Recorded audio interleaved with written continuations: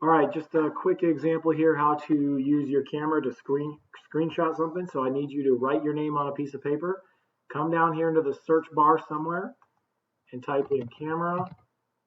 I'm going to open up this camera app. I should see myself. All right.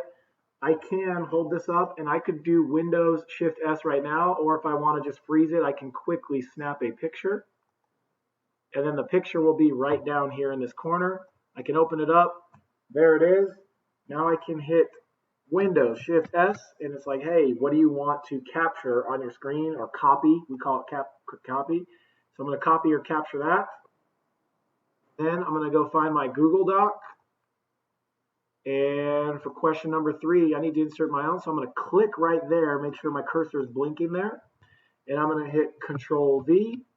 And there it is. I've just completed this assignment. I can resize it by grabbing that if I want. I've completed this assignment.